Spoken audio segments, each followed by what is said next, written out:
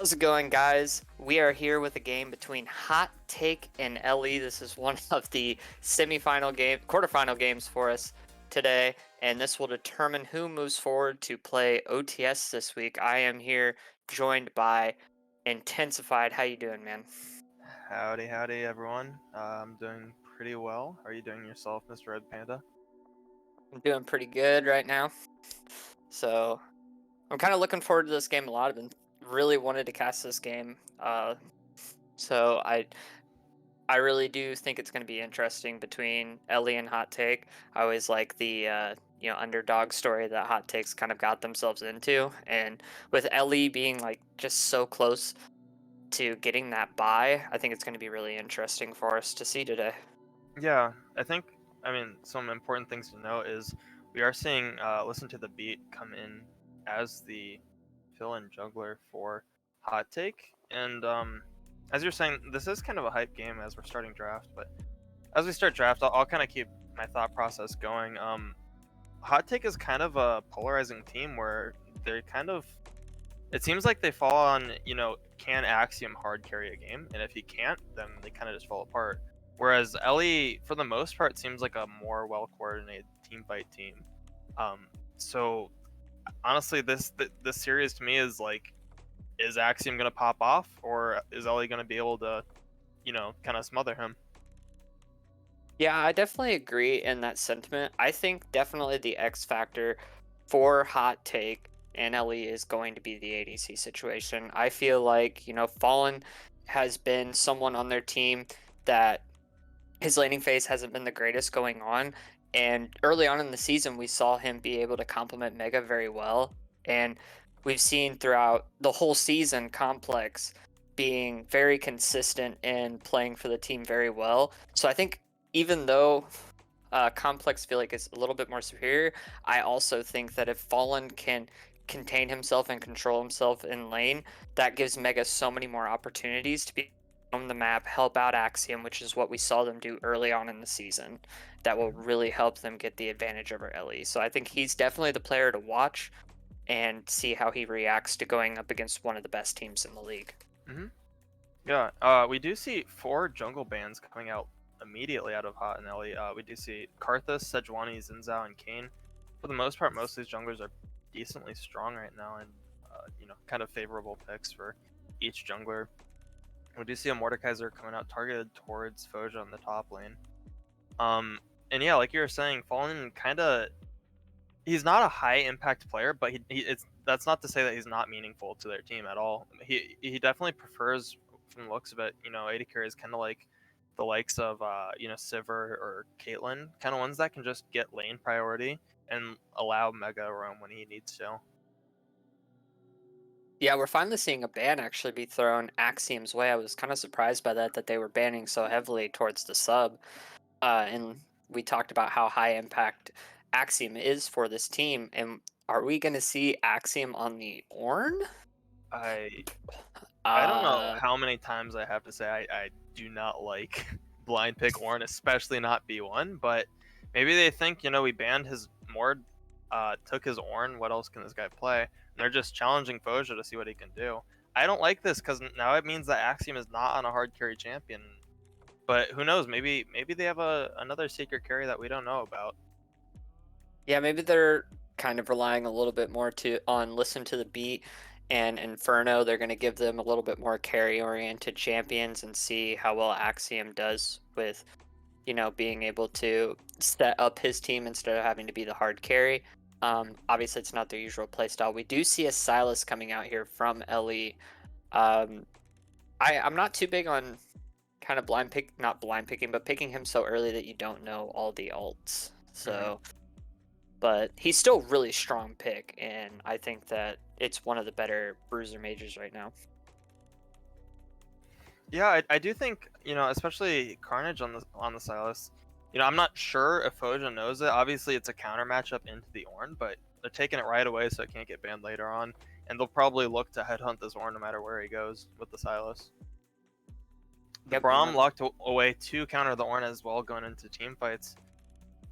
Another reason why I'm not a big fan of this pick, but they said let's take it away from Foja, see what we can do. So will be interesting. That's for sure.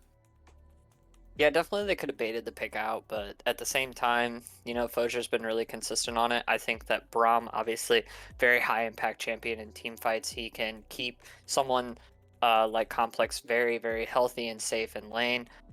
We do see Aatrox maybe coming out. This might be an orange jungler mid. We throw out this Aatrox, but I w- I'm not too sure what they're gonna do here. Aatrox, obviously, really good champion for Axiom, but at the same time, it depends on what they're doing with this Ornn and Morgana. So I'm beyond confused on where they're throwing anybody right now.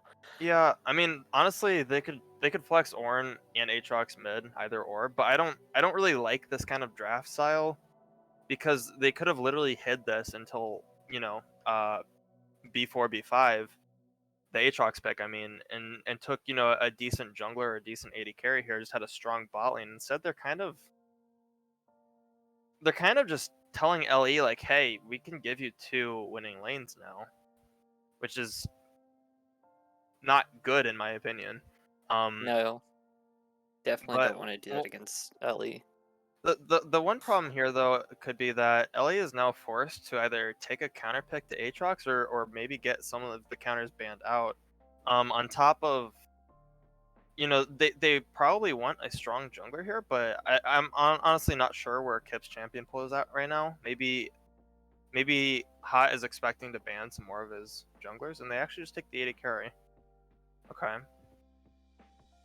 Yeah, I definitely think. playing a little bit more towards the later game here with this Kog'Maw. Obviously, Kog'Maw, like I've noticed at least, he still does have very good poke in lane. He's able to do a good majority of damage in lane. He's not completely useless in lane. He just scales very, very hard, and especially with Braum and his attack speed steroid, he's able to, proc that passive very easily. As we're gonna see them try and ban out Fallen here, not ban out, Mhm. but they're gonna ban one of Fallen's champions in the Sivir. Yeah, and I would like to see Hellblade's Cog. I know you said that it's not the strongest, but I honestly think Kog'Maw is one of the strongest bullies in lane right now, especially with the Braum Q on anyone that doesn't have the Morg Shield up. He's literally just gonna press W, walk at someone with Hail of Blades, proc it, and just absolutely chunk the lane. So I want to see Hot get a jungler that can punish this bot lane because they aren't very mobile. However, this is a very strong lane in my opinion. Yeah, definitely. They can get prow very easily. They can get kill pressure very easily, and they might be able to make it so that not Axiom, so that Mega can't roam to get his other laners, fed. And that's one of the big things I think that Mega does very well is that roam potential that he has in lanes. But it looks like they might have to sit him in babysitting duty unless they get someone like an Ezreal or someone like an Ashe that can, have the high sustain in lane and the, range to take care of it. Yeah, I do think something like an Ashe could be a decent pick here for Fallen to kind of negate the laning phase and try to just, wave clear. Um, but with that being said, we still have jungle pick coming in, and we still have a top laner that we need to see from La Espada. I wonder what they're gonna do about this Aatrox up there. Yeah, they just banned two of Fozier's top champions with this Fiora and this Urgot too. So I would kind of curious what they're gonna send out, and I'm really curious where this Ornn is gonna go. I don't think it needs to go jungle. I think that they're going to probably wait to see who the mid laner is before they throw it anywhere. But you know, I I'm not too sure about the Ornn right now, especially with picking the Aatrox. Yeah, at this point, it almost seems like more of a liability to me, but it's definitely an interesting concept. They do go with the Lilia. I know that Kip has been preferring that in the jungle. I'm personally not a fan of it, but if they can make it work, th- this could be a decent Lilia game. Honestly, she will be able to kind of walk around Ornn and Aatrox most of these fights, and Yeah, they have a lot of AP damage too going into this with Kog'Maw being mixed damage. They have the Silas, the Lily, and mixed damage in the Kog'Maw. They don't really have like hard AD, but they do still have tank shred in Kog'Maw when you have a bruiser and a tank coming in through this. uh, That tripped me up a little bit, but but the we do see a Hecarim Hecarim pick. coming out from Hot Take, so it is going to be an Ornn mid. I I actually really like the Hecarim pick here. No, I don't think he's the best jungler in the world. pretty average in my opinion right now, but it fits so well into their team comp. They have a let's just run in, murder the Kog'Maw, try to get a lead, and keep going. And I don't like this draft, but I do like where they're going with the B4, B5, and I do think it's smart of them to acknowledge that, hey, we need more dive, we need more run over them potential, and I really like it. Yeah, I see them hovering Tristana and Kaisa, and as odd as it is for me to say, I do not think Kaisa is the best pick here against this bot lane and against this team. Um, Specifically because like we said, I think that Fallen definitely is an X factor here, and just playing it safe, playing it so that you're not winning the team fight, but you're not losing the team fight. And I feel like a champ like Kaisa can definitely do that if you make a really poor decision. She can turn a team fight in your favor, or she could turn a team fight against you very easily. She's a high damage. She can keep up with Kog'Maw scaling, but at the same time, I just don't think that it's the best pick for a person that's going to play a lane out like Fallen should be playing his lane out here. I can understand what you're saying. I do think that for the most part, it's not the Morg Kaisa is not going to be a great lane here. Uh, but I do think, like I said, it fits thematically with the team comp. She can self peel, right? Getting out of stuff with her stealth and her ult, and she can follow up really easily on the Ornn engage, the Aatrox engage, the Hecarim engage, without kind of just sitting back and doing nothing. Yeah, I agree. I think that picking Kaisa right now, especially in like competitive play, is kind of a little different without having someone that can heavy engage in lane. Morgana can proc a passive from Kaisa, but at the same time, she can't peel off this Braum and this Kog'Maw from Kaisa. And I feel like Yeah. that's going to have a little bit of a harder time for a champion like Kaisa right now because Hail Blades just got nerfed. She just got nerfed, especially with her early game. I still think that she can do really well in lane, and she's still a good champion in lane.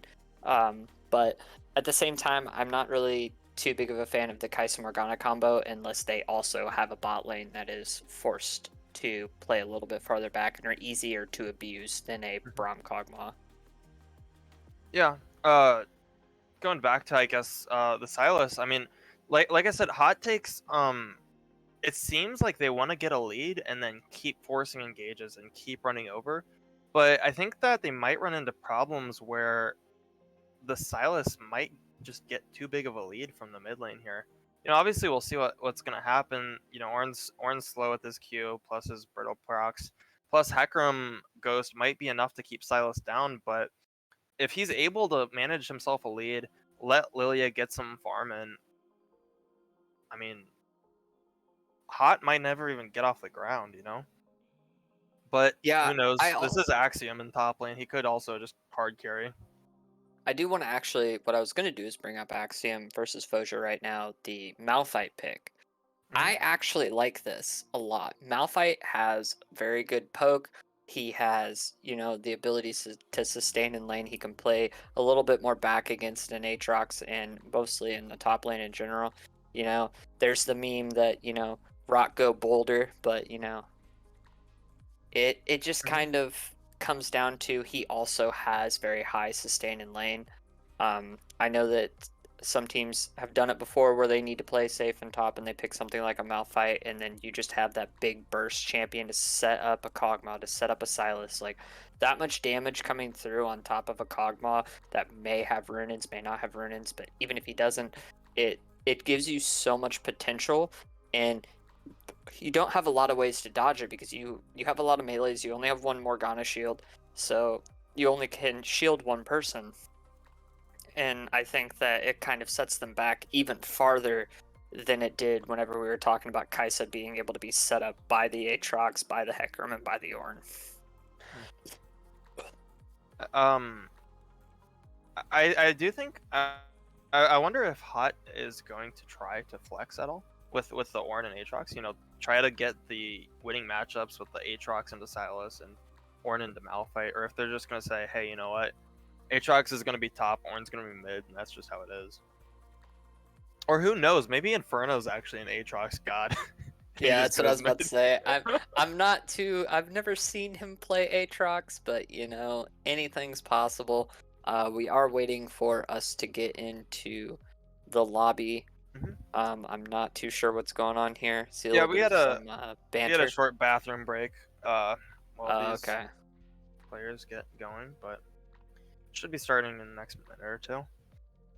Yeah, I think also this draft kind of solidifies the point I had before. This is really going to depend on three players on their team. It's going to be how well can Axiom get fed, how well can Fallen be able to keep himself in a scaling situation where he doesn't give this Kog'Maw kills, and whether or not Mega is going to be able to make plays across the map. I'm thinking Mega probably can't do it potentially with the Morgana. Obviously, you can get Mobies and you can go mid, or you can leave them, but Kai'Sa's range versus a Kog'Maw Braum is just not ideal for trying to sit there and scale and let your, ADC sit in lane and do whatever they need to do. Yeah, You know? absolutely. And I think that as far as summoner spells should go, you know, there might be merit to saying, hey, Kog'Maw might want to get cleanse this game, but I think Braum should always be in a good position to tank these Morgana Qs. He should just go heal or exhaust and just run at bot lane. Force a 5v5 with multiple TPs down and just win it because they have good CC with the Braum early. Like they should be able to just single people out with this Kog'Maw damage and win team fights. Um, but who knows? That's also all up to individual play and prowess. And maybe Inferno's the Ornn god. We know Axiom's an Aatrox god, but we also know Carnage is a Sylas god, and Malphite's not hard to play at all. You just press R, right? So Yeah. I'm pretty excited for this game, and even if this game goes hard stomp one way or another, like I do think that this is an interesting kind of series meta to start us off with. We could have two more games after this, and it's going to be really cool to see how teams adapt after this. Yeah, I think also the wind conditions are vastly different, in my opinion. I can't really pinpoint hot takes as hard as I can do LEs, but LE definitely can get a pretty decent advantage in this bot lane. Like either they're gonna get pushed under tower, or you're gonna have a Lilia go zoom. You're gonna have the Malphite TP. Like you can just get this Kog'Maw super fed, with two such squishy champions in this bot lane. Obviously, Hecarim can get to lanes fast. He can gank and he can counter gank, but at the same time, I still do feel like Kog'Maw is a bigger win condition here, and I think that having Complex in a position like that is actually really good for them. He is technically a top three ADC in this league statistically. I think that he gets memed on a lot, but Complex is no pushover in this bot lane, and neither is Yeah, Moo Milk. yeah, I think absolutely. Complex has had a really good season so far. He's had really good showings, and I don't think it's wrong at all to put your eggs in his basket. But I also think, they also have Carnage on his main. Like, I'm pretty sure this guy's gonna pop off this game. Like, just like I'm kind of sure that Axiom's gonna pop off. I'm not really sure. Axiom hasn't really played a ton recently. It's also a counter matchup where Malphite should be able to sustain. So I'm more confident that Carnage is gonna get fed than Axiom, but we'll see what happens. Who knows? Yeah, and that's back to my point a little bit. We're pretty convinced that Carnage is going to get fed on his own. So like, Hmm. you don't have to prioritize mid as hard, and you don't really need to put anything in the basket of Malphite. Like Malphite is going to press R, and he did his job. No matter how far behind you are, Malphite is effective in team fights. Hmm. You know, so I think that's something that Hot Take is missing a little bit outside of maybe the Ornn, but they just have almost all their damage to, shred out a Malphite and a Braum kind of in a Kaisa Hmm. right now. Whereas, you have a burn from Lilia, you have Kog'Maw, there's, the knockups by Malphite. So it's their team fight looks so much better right now as well. Hmm. Okay, so we are going to go to a short 2-minute break while we wait for spectator delay and get into game. So stay with us, guys. We'll be right in.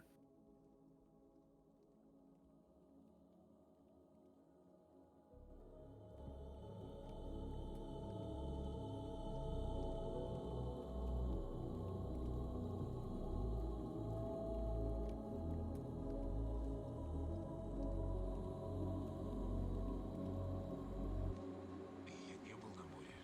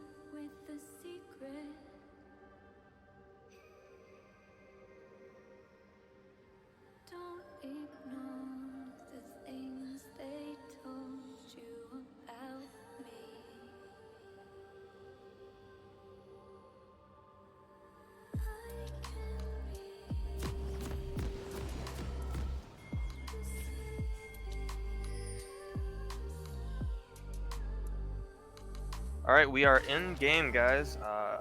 We have Hot Take La Espada Game 1 going on. Talking about some of the summoner choices, we do have, like I said, I didn't want to see. We have the cleanse coming out of the Kog'Maw, and we have Heal Ignite coming out Fallen and Mega. Looks like we might see a level 1 here in bot side. We got Phase Rush Lilia. She's gonna be a super speedy girl, just dodging, bobbing, and weaving around these fights. And then otherwise, pretty normal stuff. We got Lethal Tempo and Kog'Maw instead of Hail of Blades. We have Hail of Blades Kaisa. This should be interesting. I do expect to see Lilia full clear topside into bot side, and probably Listen to the Beat will do the opposite and try to get this top laner ahead. Like I said before, I kind of wanted to see the heal out of Complex. I don't think he needed the cleanse as he does have Braum Shield there for the Morgana bind. But with that being said, hopefully he will be slightly safer in team fights late game. I'm actually Um, kind of curious on your opinion mhm, about Moo Milk choosing to go Ignite over Exhaust here. mhm. I think it's totally fine. I think they should have went the aggressive summoner spells. If any time Braum hits a Q and they don't get the Morg spell shield down, like that person might die just by complex hitting him with W. I think Ignite is totally fine. It also is very useful into the Aatrox early game. Yeah, we see some really good trading come out there from Carnage, but Inferno actually able to turn that around and get some good damage on him too. Hmm. Um, we also see Fallen actually getting a little bit more of this priority on the level 2 here, so that should be interesting for whenever they actually hit it. We But do see good Listen to the poke. Beat invading question mark or ganking mid. Looks like he might be ganking mid actually, as Carnage might have to look out here. He does have to use his flash to get out of there, so that's not very good on him. And good job by Moo Milk actually trying to tank that. I think he could have just dodged it and Complex wouldn't have gotten hit by it, but still at the same time, like, safe than sorry. Yeah. So we did get to see the flash taken out of mid lane. It's gonna be super important to see if they can actually make that worth and capitalize on that later, because if they're not able to do that, then Lilia just got a decent lead Yeah, in terms of Carnage. farm. Oh, Carnage needs to be careful here. Inferno's actually trading with him fairly well, and now we see Kog'Maw gonna get a little bit of damage put on him there. Not too much to where it's gonna hinder him a little bit, but we see health advantage coming through on this bot lane. Yeah, and that's generally what's gonna happen early on in double range versus range plus melee matchups. The double range matchup usually gets the wave pushed. However, if they can't get this crash and Leia comes down here, they could be in some trouble. Morgana has yet to ward, but I'm sure, they can see it coming. Yeah, South is playing definitely. out here. Carnage is in an interesting position here, considering the fact he could very well get in very big trouble, but it looks like he's going to take the trade anyway. He should actually take down Inferno here for first blood, but here comes Listen to the Beat. He should take him down in return. He does. Lily actually coming in through here, and Lilia is going to get the return kill right there. That is 3 kills already going through in the mid lane. Yeah. In favor of La Espada, they do get a small lead here. Looks like Kip doesn't have a ward, but he is checking the Raptors, which will not come up for another 15-20 seconds. And some heavy trading going up top. Poja getting his flash burned. Well played by Axiom. Yeah, right there we see some good trades coming out there for Axiom as well. They're just like, Foja's pretty chunked down, having to pop the potions. But when you're playing Malphite, like we said before, like you can play a little bit more passive. You can just go down a little bit. There's no pressure for you to push up on this Aatrox. Yeah, I actually saw an interesting Reddit thread earlier today talking about, people use Malphite as a counter matchup, but actually he loses most top lane matchups. It's mainly just he's so impactful, come mid late game in team fights. As we see Carnage just balls of steel trying to trade with this Ornn here. He's Mhm. not getting too far in some of them. He's pretty much coming out of it in even health, and it's not very. That's not something you really want to see, especially since Ornn can just build his items in lane, and obviously just is a little bit more tanky. So looks like he's not getting the traits he's probably looking for here, but I think it should you be got to fine. respect the balls of steel. But I will say Inferno actually just bought boots, which this early is. It's interesting. I mean, obviously he wants to get his Merc Treads as soon as possible so he doesn't get comboed out and slapped by Kip and feed mid. But I also think that, going. As we do actually see the gank coming in here through bot lane. Axiom could maybe survive this. He's going to try and sustain it, but it looks like he actually may go down. Will he actually take Kip with him? No, he cannot as the flash comes through. Foja will take down Axiom in this lane. Carnage may be looking for a little bit of an answer, but finally Brahm's going to return to this lane too with Complex. He gets hit by the Morgana Q under his tower. Not much that's going to come out of that. Yeah, pretty even lane so far, bot. Fallen has gotten a slight CS advantage. Nothing too big, though. Interestingly enough, we do see a early rejuve feed come out of Mumu. I guess, that builds in a Knight's Vow. I guess he figured that it was worth, but usually in those situations, you just go refillable potion. Yeah, it looks like they could get a little bit spicy here, as it looks like they try to get the counter on it, but Silas is going to go down once again. This is looking pretty decent from Hot Take, all being considered. Like, they're fighting back pretty heavily, Yeah, especially against someone like La Espada. and if I see a play like that, the first thing I think of is, okay, mid and jungle probably, at least for La Espada, are probably not on the same wavelength. It's not communicated, hey, I'm about to hit 6, like, I want to all in this guy. Whereas Inferno's probably like, yeah, this guy's about to hit 6, come gank me. So I do think that there probably could have been, a better communication side there for La Espada, but I'm happy to see that Hot Take recognized that was going to happen and played accordingly. It was a good dodge coming out there from Complex. That could have been his life right there, but obviously we still see Mumu Milk hitting off some good cues to slow this all down. hmm Yeah, I would like to see Complex Mumu start playing more aggressive down here. Yeah, as we see Foja still Foja has and his ult. Axiom. Yep, Foja and Axiom getting in a very big fight here. He should not be going under this tower. He does push Foja under, but not much more else here, as it looks like they're actually going to collapse on Carnage. Can Carnage actually get out of this? He's running towards this tower. He should be able to get out of this. There's no reason to dive this, but Inferno actually is. They can Is get he the return dead? here. Inferno should die here. Inferno does. That Holy. was so greedy. Axiom trying to get an answer on it, but it looks like we have Kip coming up here too. Oh my god. Really, really well played out of La Espada there, and slight greed, I gotta say, out of Inferno. Obviously, he thought that they could just combo him out, but listen to the beat, was not on the same page, did not follow up with the Hecarim R, and Carnage just got away with murder pretty much there. Yep, as we also see Fallen getting a little bit of the Braum pack on him, but Complex not too close enough to be able to take advantage of it. But they are actually playing really well towards these advantages. So Hot Take is trying to shut down Carnage, and we see that La Espada is trying to shut down Axiom, which is something I like seeing here. Like, both teams know their game plan, they're trying to execute it, but I just think La Espada is just on a better page right now than Hot Take is. Yeah, I agree, and I do think that Silas as a champion is probably more well-equipped to outplay or dodge these ganks than Aatrox is. And, like, how...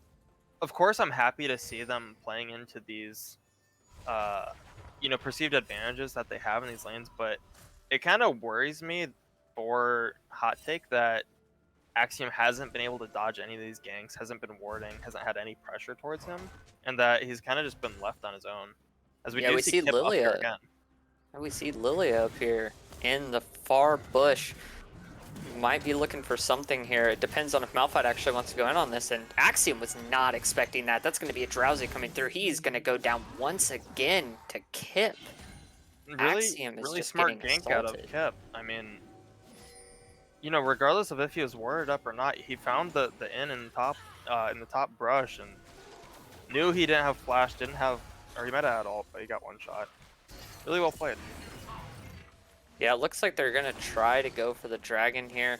Carnage is there to try and answer, but Inferno down here as well. So it looks like this first drag should be going over to Hot Take. That is the Ocean Drake. And that's pretty good for them early on. That sustain and being able to try and get back into this. That's a good step for them with being a little far behind in this early game. Obviously, Yeah. it's still recoverable. It's only 1,200 gold, but I do think, though, however, we are seeing a big lead on Kip and Silas. And what this could mean is since they traded for Rift, the Rift might actually be able to be just used to 3v1 top tower and get first tower gold really early and accelerate them very far in this game. And, you know, like I said, they do have a gold lead already. They want to make it so Hot doesn't get this lead that they wanted to run over the game. And if they're able to get this early lead, like, Hot's going to have a really difficult time actually doing that. So we do see Silas with the Hecarim ult. Yeah, this is where we're probably going to see Silas be able to return a little bit more damage as we see Axiom trying to fight Foja again right here. He should be able to get something out of that, but it looks like Foja's going to get away. Lily is not anywhere nearby, but we see Mega try and get the ult through, and Kaisa is trying, no, gets knocked up by the Braum, so not too much there. Ult for ult's being wasted down as it looks like Carnage is going to try and capitalize on top of Listen to the Beat being here, and he's still going in. He knows that he can get that kill, and it looks like now he's got more HP. He could be going in here on Inferno for this, and that's just such good traits by him. Can he take down Inferno? Inferno trying to sustain all this. It doesn't look like maybe he can do it. He still has the Hecarim ult in his back pocket, but it looks like Moo Milk and Complex, you guys need to back up here. Fallen is a little low, but at the same time, you're just about to die, and looks like Foja's to go, not Foja, Moo Milk's going to go down here, and Complex should follow. Yep, that is Fallen taking down Complex. That is huge for them in this bot lane. Yeah, Fallen and Mega being able to get the 2v2 kills is pretty big. Another, I mean, as you saw before the solo kills, that's another reason why I don't like the cleanse here. Like, why are you in a position where you're gonna get hit by CC, and then he flashes instead of just using the cleanse on it, and now he's down health because he's already got hit by damage, he hasn't cleansed anything, and he doesn't have the heal to match for Kaisa. It's just like there's a health differential all around, and it's really affecting them. It definitely is. We see Fallen has just a pretty big lead over here on top of Complex. He is up almost 20 farm right now, and he has a kill over him. So that is a pretty big lead he's accumulating here as we see Kip hovering this mid lane. Does Inferno know or have a hint that he might be here? He's walking into this bush to try and ward it, but he is going to be met. He's going to be put to sleep as well. Foja is here to listen to the beat as well, but Axiom's going to show up here in a second. Can Axiom turn this fight around for them? It looks like Foja is still going to go in here on top of Inferno. Inferno is going to go down to Carnage. Yeah, and honestly, if I were them, I would have just walked straight into topside, got some plates, and probably just dropped the Rift Herald and dove top, but obviously they don't want to do that. They're going to look to push mid, maybe even get mid turret since no one's there, which is just as big in my opinion. Getting a lot of gold into Kip and Carnage's pockets, and they're saying, you know, we got gold in our pockets, but, you know, we got you on our backs, Complex and Mumu. Like, they are trying really hard to carry this game right now, and I've said it before, you know, Carnage isn't the highest ranked player on their team, but this kid is a smurf. This kid is so good, especially when you get him on likes of Silas in a counter pick matchup. He will get leads, he will find the 1v2s, and he's really, really good. Yeah, definitely. Espada done a really good job of shutting down the win condition of Hot Take here being Axiom, as it looks like Fallen's going to get dove right here. He should not make it out of this alive. He tries to use the ultimate to get out of alive, and it looks like we have a TP coming down. Axiom is still engaging with Foja here, but it looks like Foja should just be able to get away here, and so will Espada. There's a very low Braum, but there's nothing they can do about it. That dive going very well for them. Yeah, I do think that, you know, Lost Spot obviously wants to look for a back here, but I do think it was possible for them to keep going if they wanted to. However, then it would have made it kind of risky. Turn into a 50-50 instead of just taking the back, but they're not even backing anyway, which is questionable because they got Dragon coming up. So I'm not really sure what they want to do. Kip's kind of just waiting around, even though I'm pretty sure he's got a lot of gold in his pocket. Yeah, currently only sitting on 1,400, I guess. Carnage just bought with 2,300 gold in his pocket. And I wonder if Foja in the top lane is looking to reset. I don't know if it might be a good idea to reset and TP bot, but we will see Axiom with the tower takedown in top lane if that does happen. Yeah, definitely. We're also looking vision control here around this dragon pit. Goes on the side of Espada. They have the back line of it slowed down. They have the lane pushing in mid. And listen to the Beats just trying to clear out these wards. They want to be able to contest this. They already have the first Drake. They want to try and get also on top of themselves the Cloud Drake, but looks like Mega's the only one here that's going to be able to respond for the second being. Fallen's still down here fighting Complex, but Mega needs to be careful here. There are a lot of people around here that could collapse on him. And it looks like also Inferno's the one actually going to get collapsed on. The end of the E does not actually hit on him. He has the Hecarim ult. He's going to use it right here, fleeing away as Carnage, but he's going to have to try and walk away. Complex might get killed here. Cleanses nothing. That's a really weird cleanse. You're cleansing. Should be dead Fallen, and he'll have follow up with the R. Yep, it looks like Axiom's actually might go down here too, but it looks like they're going to focus on Mega. Mega goes down, and Axiom's just not far away because of the Malphite ult, and it looks like he's going to go down too. That is very well played. For 1 right there. And honestly, the only thing that I gotta say is ADC diff at this point. Complex knew that was exactly what was going to happen, and he made it work. Really well played. Sorry, that was too much of a meme. Mega pointing out Kog'Maw's cleanse. Yeah, this is definitely a team gap at this point, though. Kip and Carnage, I mean, even Foge in that point, in that fight, absolutely popping off. They are getting the lead that they want, and we're gonna see that. As far as I know, Aatrox, Hecarim, and Ornn are just not gonna have the dive damage that they would have wanted in this scenario. Yeah, definitely. Sorry. It's definitely weird to me also. I don't know if Complex just didn't count the timer right for the Morgana ult, because he could have definitely saved his life there if he had cleansed at the appropriate time, but still coming out very heavily in La Espada's favor. They still have the tower, they're tied in Drakes, they have a 4,000 gold lead. Like, it's going to be a very big game of catch-up here for Hot Take. So we do see Carnage is going in on top of Listen to the Beat. We see them chasing him down, but Hecarim should be able to get away with a little bit of speed there that he gets from his E. But trying to clear out this vision is Inferno.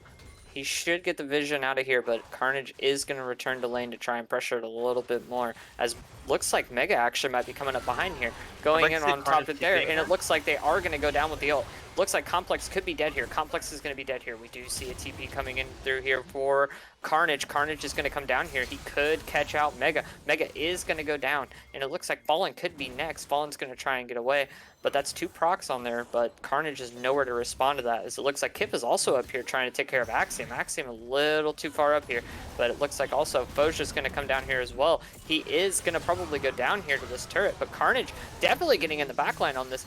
The double Hecarim ult here coming through for Carnage, and he just gets a ton of healing from that W, as it looks like Hecarim's going to go down too. The ult coming through, Carnage getting another W off that also sustains him enough to survive that turret shot. And I'm going to say it right now, like, Hot Take's draft seems like it wants to just be, we need to kill their AD carry and we'll win. But, like, even if they kill Complex, like, he is probably the least useful member on the team right now. And, like, this comp is just not going to work when Carnage and Kip are this fed.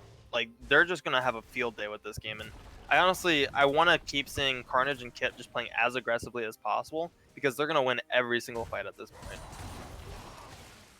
Yeah, especially with the fact that you have access to the Hecarim ult with having the Silas, and just an easy way to get into this backline even with the Ornn ult, and a lot of your gold's being funneled into this Kai'Sa. They have a lot of ways to get in the backline and shut down this Kai'Sa. Yeah, exactly. Between the Malphite ult, the Braum ult, the Silos just going in, I mean, this game should, in my opinion, be pretty easy to end for La Espada, but let's see what happens. Yeah, so it looks like, no, the ult couldn't proc at all there. Just last valiant effort, but with 5 La Espada members there, he's not going to be able to do much about that. As Listen to the Beat needs to get out of here. Like, that blue buff is... Oh, no, he actually got the blue buff. He smited it, and he lived. So that was pretty good by Listen to the Beat. I did not expect him to be able to pull that out. But here the reinforcements come. Fallen, definitely the highest damage counter on the team. And it looks like they still do get the scuttle there as Voja's stepping up here. He might be looking for an engage, but Complex backing off, so they should be backing off with him here. I want to see La Espada walk as aggressively wherever they want, like, and just win because they are so far ahead right now.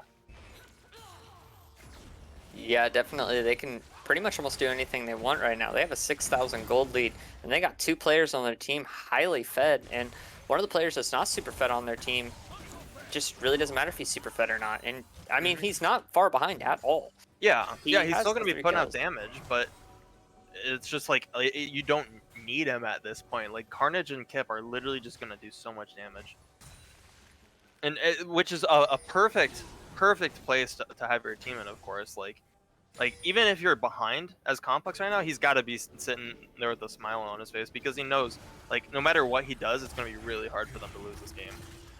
Yeah, as it looks like Axiom misses the dash over the wall right there, trying to go on top of Carnage. But he's going to get out scot-free of it. They are pinging for this dragon that's coming up soon. And looks like they still have the vision control that they need here to scout them out, but they want to fight for this. Malphite is going to back now, but Axiom's kind of stuck in this top lane. He does have TP. They get the ward inside the bush, but it might be clear. That's one TP bush they have to protect right here, is they need to keep this ward alive, as it looks like they're fighting for their life to We do keep see it. Foja flanking.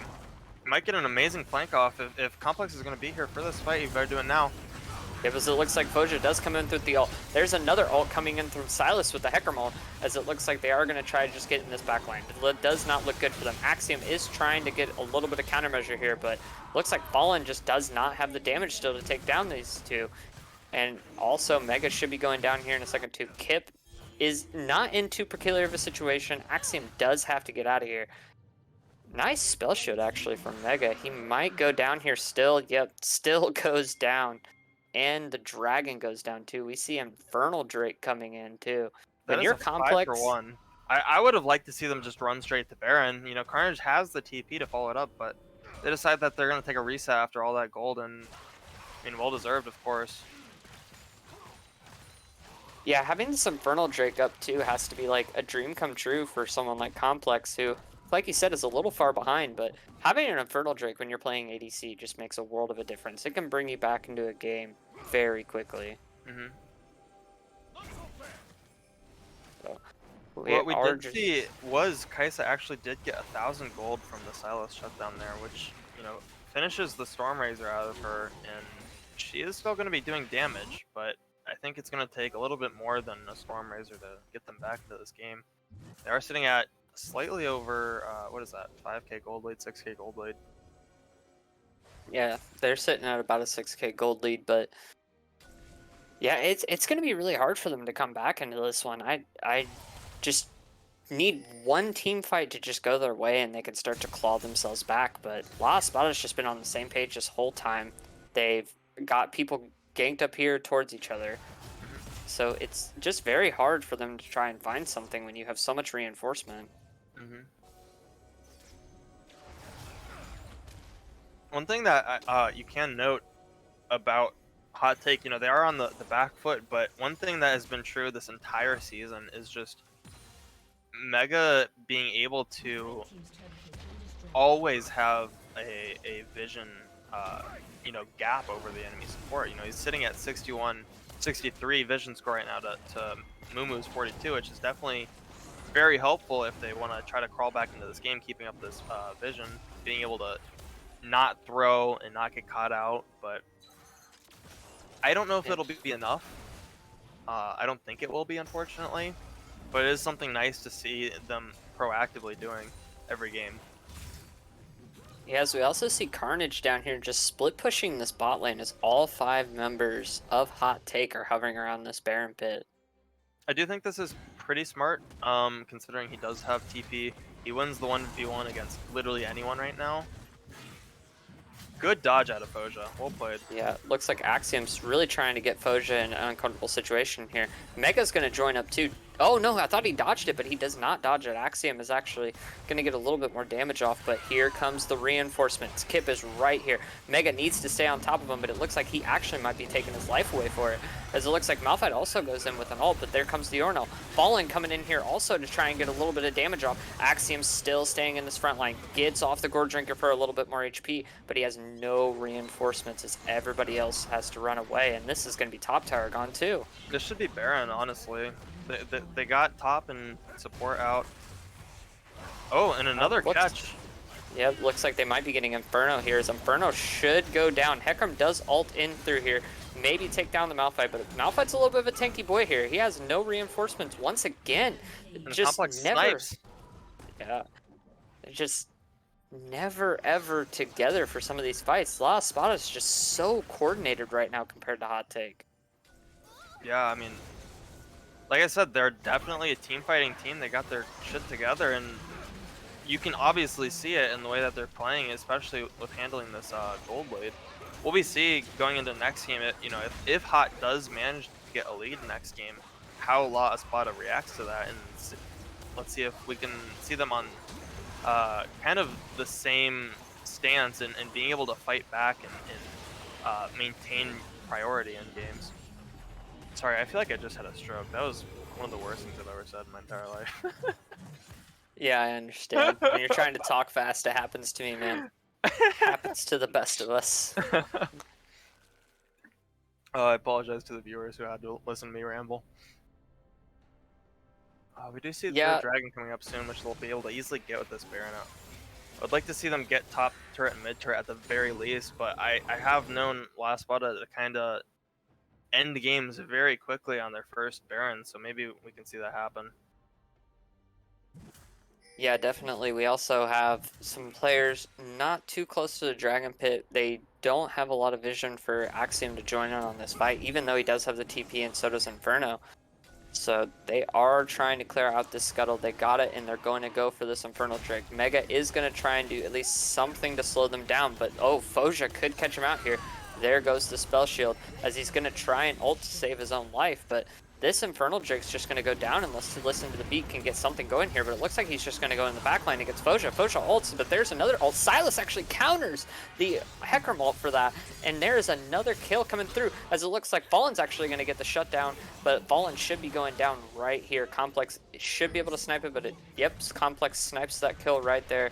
It looks like Axiom and Inferno are just going to try and take this top turret, but it doesn't look like Carnage is going to be able to do too much. They shouldn't find too much more here because the mid lane's being pushed as well. Carnage is doing a very good job of distracting him from getting it. He's healing up a lot. He is going to take down Axiom and Inferno here most likely, but Inferno's putting up a pretty good fight here. The W comes through. Another thing of heal comes through. He should be... That's just so close as he gets the shutdown on him. But the only one here to defend this base is Mega. This should be going down here real quick unless they can get listen to the beat and fallen on something, but looks like they're gonna back off there with, you know, Carnage not being there, and they did stop down. That's really good by them. Carnage in a 1v2 stalled them for the longest time right there.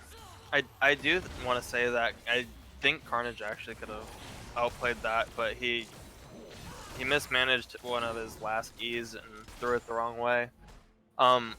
But regardless, it was an interesting play out of Hot to decide, you know, we need pressure somewhere on the map, but all they get out of it was a T2 turret, and I guess they do get a 600 gold shutdown, albeit on the Ornn. But I mean, it's just not enough. I do like that they're going for proactivity, but I'm not sure if that was the correct option or not. Obviously, they're already caught out with the rest of their team getting caught and fighting, but this game is somewhat over in my opinion. What are we at? Yeah, it's going to be really hard for them to climb back into this. Like, there's just too big of a deficit coming through here. The only person on our team with all that gold right now is Fallen, and it's just almost not enough to, you know, get anything going for them because they just have such easy access to this backline. And La Espada's been really good about splitting up Hot Take. Hot Take, I don't really think is fought as a full 5v5. this whole game. Mm-hmm. And even if they do, like, I mean, you got to be crazy to say that they could win a team fight, in my opinion, right here. Like, I think that for that to happen, we would need to see an absolute insane performance out of Fallen.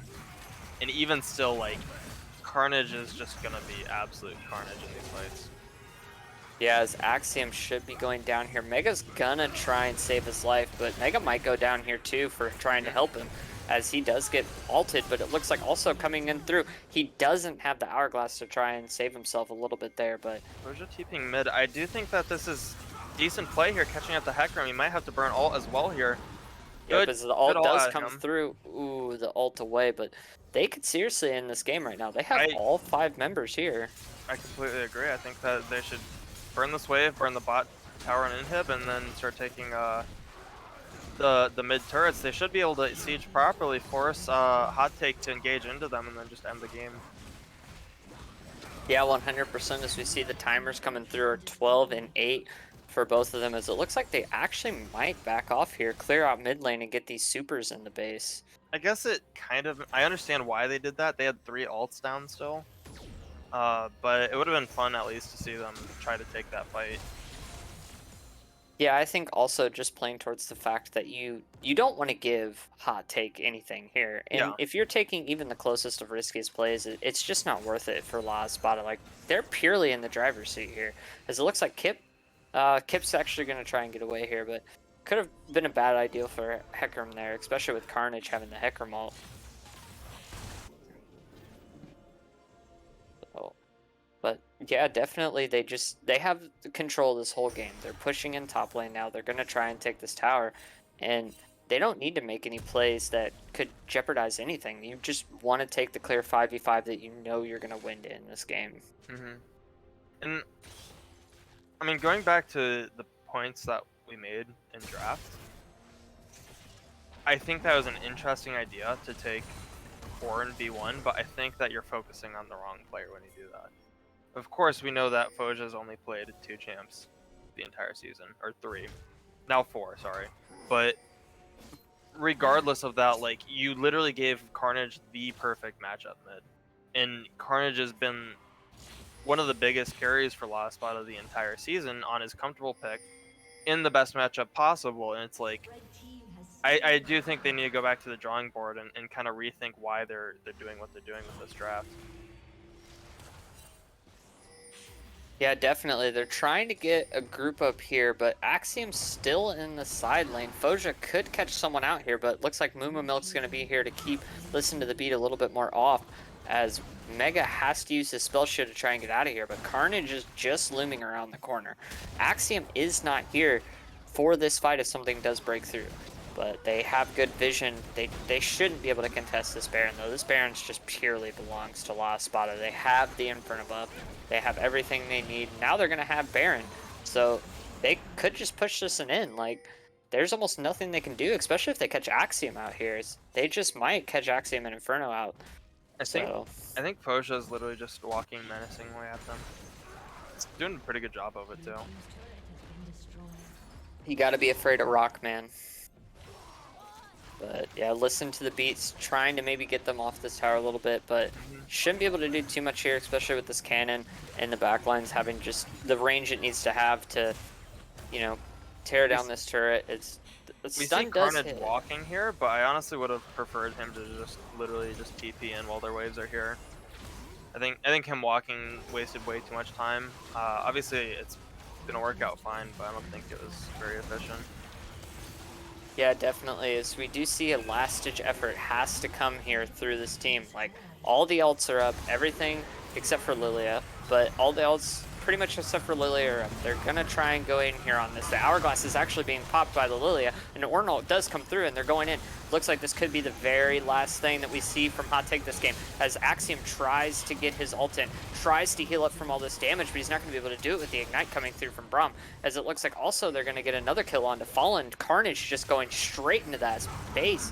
Just no fear, as it looks like Carnage may now also take down Inferno. Inferno's trying to make his last-ditch effort, but that just looks like it's going to be absolutely the game right there, as almost all 5 players stay up. Just Lilia falling down in that last team fight. And that's a good first game. Very exciting. I would say slightly one-sided, maybe a little bit more than slightly, but we did see, interesting plays coming out of bot lane from Hot Take, whereas we saw kind of the jungle mid laner excelling out of La Espada. Like I said, I'm very interested to see what Hot Take does going into the drawing room and coming back with possibly a different draft take. We will see, I believe, La Espada taking on blue side next game and Hot Take taking on red side. Yeah, definitely. I think you need to get rid of the Silas. Like Silas was definitely such a huge contributing factor here in this game, and obviously it is Carnage's best pick.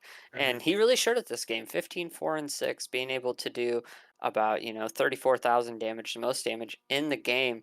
And even we saw Fallen was the most fed person on their team, really wasn't able to get in there and do a lot of damage. He just Hmm. couldn't do much because of the backline the backline access that La Espada had. Yeah, yeah. I mean, La Espada had so much durability. Like even the Kog'Maw, going tanky, that they could survive all this potential burst that could have came out. On top of that, they had, other than maybe the Malphite, like winning solo lanes. Uh, and it seemed like Lilia was just slightly more proactive, or at least successful. I mean, mainly because Carnage was able to outplay the 1v2 multiple times. But Papa, where are we at on a break? All right. So Right. looks like we are gonna head into a break very shortly, guys. Thank you for being here watching game one. This is a best of three series, so who knows? Maybe it'll go the full distance of the three games. Maybe we do see Hot Take coming back. Regardless, we'll be right back with you.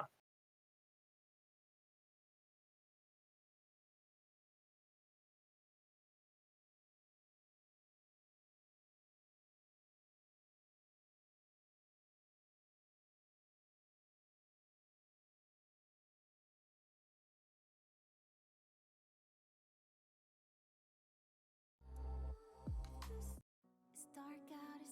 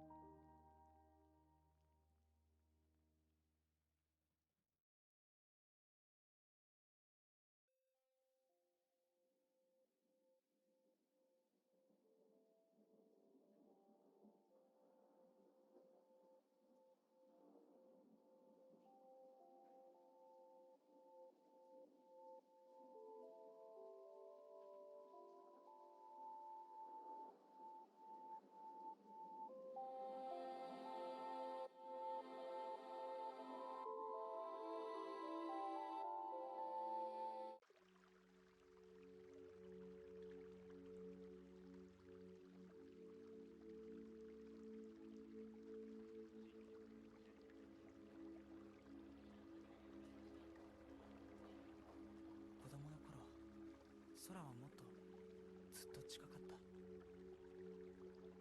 だから空の匂いを連れてきてくれる雨は好きで、雨の朝はよく地下鉄には乗り換えずに改札を出る。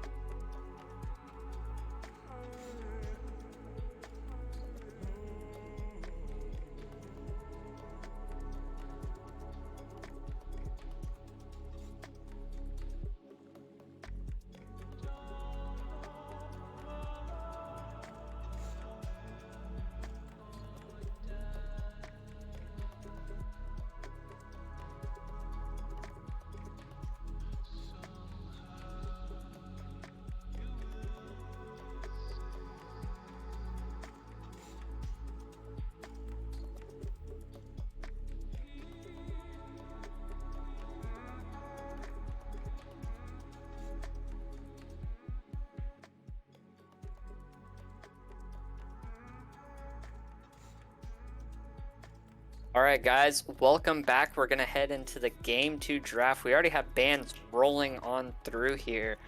So we already see Karthus and Kane banned off. Once again, 1-2. So Yeah, kind they of don't- interested to see who gets taken off here. Neither team, wanting to respect the one-trick ability of their junglers. Zinza as well. I think Zinza's a perfectly good jungler right now, able to make things happen. And they said, Carnage, we thought we could deal with your Silas in game 1, but maybe it totally slipped our mind, so let's deal with it now. Yeah, we see the same 3 bans coming out from La Espada here. They just really didn't think anything was too big of a problem last game, apparently. So they're still taking away the Kled, which I think is fine here. Like, they took care of Axiom's Aatrox pretty well in the last game. Now, I do have, I don't know, this is kind of a rhetorical question, but I'm kind of intrigued to see, how good is Malphite blind into Axiom? Does Axiom have champs that, he destroys Malphite on? I don't Or think so.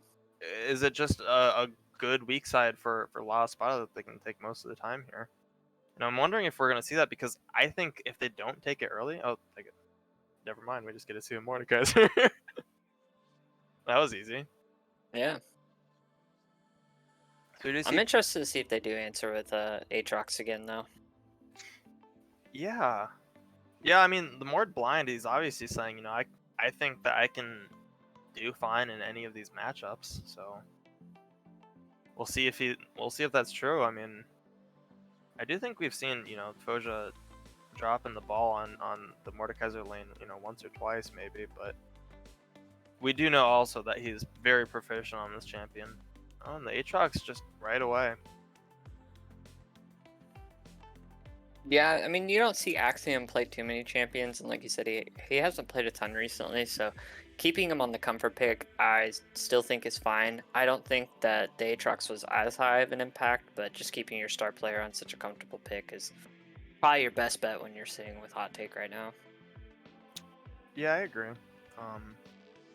I think that in general, most of Axiom's champion pool is like they're like almost all the exact same play style, just like 1v9 top lane champs. But to me, like for Hot, it's almost always more impactful, kind of what Inferno's on. I feel like his champion pool is very big, but it's almost polarizing in what he pulls out. You know, it's usually a safer pick in the mid lane, but we never really see him pull out something that can like actually pop off in games. You know, no assassins, no burst damage dealers. So I'm wondering if we're gonna see that. We do see the Caitlyn picked up out of Hot. Very interesting. I wonder if they're just gonna go for, you know, a Kate Morg or something in the bot lane, or what. La Espada obviously taking the Ezreal, but I wonder what they're gonna pair as a support with it, because they're probably just going to get pushed in the bot lane now. Yeah, I don't think the Morgana pick is the play here with the Ezreal. Just a super safe champion, and obviously you don't really want to be pushing too far to where you're in that Q range when you're playing Ezreal versus Caitlyn, but we do see Udyr coming out here for Listen to the Beat. So The Udyr, very strong jungle champion. I mean, obviously fallen less into favor recently, but still very strong. I would like to see see what Listen to the Beat can do on this champ. Obviously, I think it's possible that if he finds Lilia, he just kills her straight up. yeah, I think he wins the 1v1 early.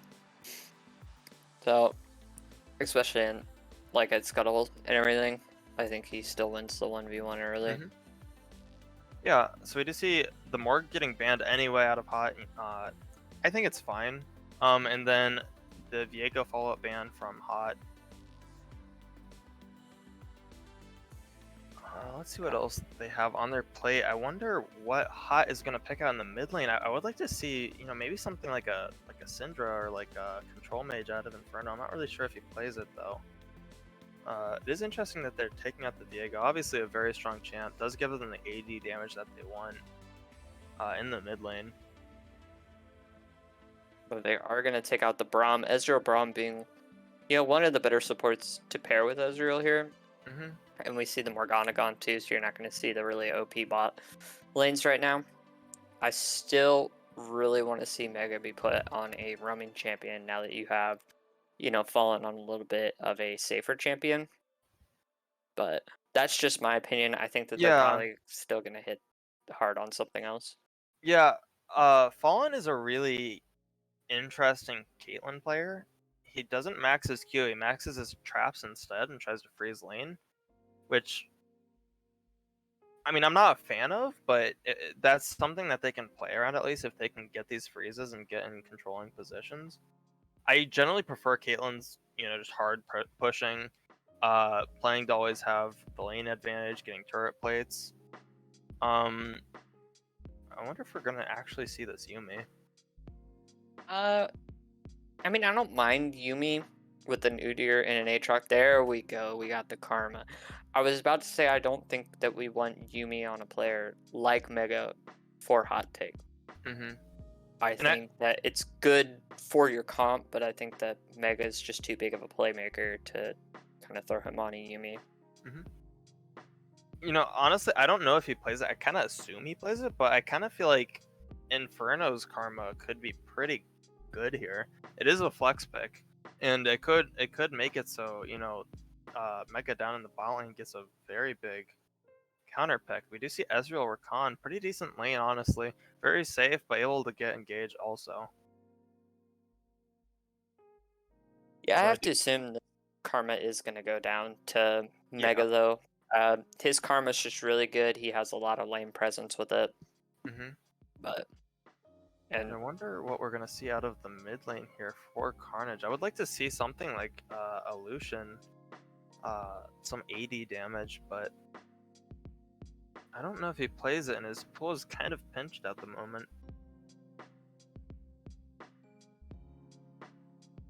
yeah, definitely gonna be interesting for me to see what they put on Carnage with, Silas Viego gone. What else is up his sleeve to go in here? Looks like they might be throwing the Ornn themselves actually on Carnage. Uh, huh. Possibly. I mean, I'm assuming that I'm assuming that's just Carnage's Mordekaiser mid. That's a very strange pick in my opinion. Um, Yeah, we're seeing Ornn be picked in both games and being placed in weird weird places. yeah, I don't I don't get it. The Vlad here is pretty decent, honestly. If they can get it, actually wins both of these matchups. Really like, I'm sure it was Inferno saying, let's just pull out a Vlad here, but this is very. I honestly think that the team fighting from La Espada is good, but it's just not what I expected at all, and I'm not sure if the team fight is going to be good enough, especially with, the Vlad now coming up. Very good hyperscaler, burst champion, able to really get the damage out on Ezreal and Lilia, and I don't know if if the Mord Ornn is gonna be able to stay alive with Aatrox just fully healing pretty much against them over and over again. Yeah, and you also have a Karma that's going to be able to enable this Aatrox and Udyr very heavily. Obviously with her speed boosts, and like I said, Mega has a very, very scary Karma. Yeah. So I think it's a really good pick to put him on here if you're going to put him on a mage. And I still think that it's just such a high impactful teamfight champion, and I feel like this was Hot Take kind of bringing that to LE. Like, they want a team fight, we're gonna team fight. Yeah, I agree. I don't know, man. I thought that they picked the Mordekaiser because they thought it would be good into Aatrox. But I guess Mord's mid. I'm not really sure what's going on. I think that it's not optimal at all where La Espada's draft went. I thought the first 4 picks were totally fine, but now, I mean, who does Mordekaiser ult against in these fights? It's got to be Aatrox, right? It's probably gonna be either Aatrox or Udyr. If he's able to grab Udyr before he, sets up his team, it's really effective. But yeah, it's probably mostly going to be just taking the Aatrox out of the fight. Yeah. I guess in that scenario, then we kind of have probably Ezreal, Lilia, Rakan kiting away from the Udyr and Vlad, which kind of polarizes Caitlyn's usefulness in fights. I think we'll have to see Karma Shields on Caitlyn to even speed her up to get into the fights, because I feel like Vlad is just going to be diving really hard. Yeah, it does But look like the Mordekaiser is going to be going mid here. So it is going to be Ornn into Aatrox top, and the Mordekaiser versus Vladimir in the mid lane. very interesting. So, Huh. I mean, this has got to be something that they planned. I just don't know if this is the right time to pull it out.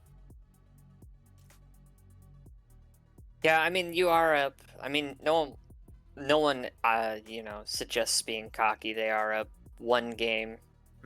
Maybe experiment with something, but I feel like coming into this cocky isn't, the best ideas. But at the same time, it's not like it's the most troll thing I've ever seen. So, Yeah, it's still got a good amount of damage and, good amount of setups with an Ornn and a Rakan. So, I feel like the one of the things that kind of throws me off for La Espada's comp here is they know that they had a Caitlyn pushing in bot generally. Like it's gonna be a pushing lane bot. So generally you'd want laners in the solo lanes that can TP and catch them out. But I don't really think that Ornn or Mort is necessarily the champ that you want to be able to do that. They don't have the best TP flanks in my opinion. I want to see Complex take cleanse again. I think would be a banger. But yeah. I honestly think that I mean as an Ezreal player who played that champ for so long, I think that to me this kind of looks like his best bet would probably just be taking TP.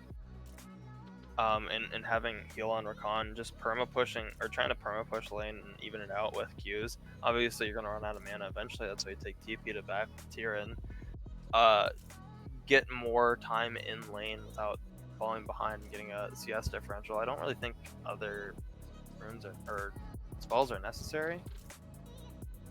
No, I think TP is perfectly good play here for that, just specifically because you're a very safe champion, and I think it will give you the advantage you need to kind of stay in the lane as long as you want to be. But we are actually going to hit a pause here while we wait for the spectator delay to go through.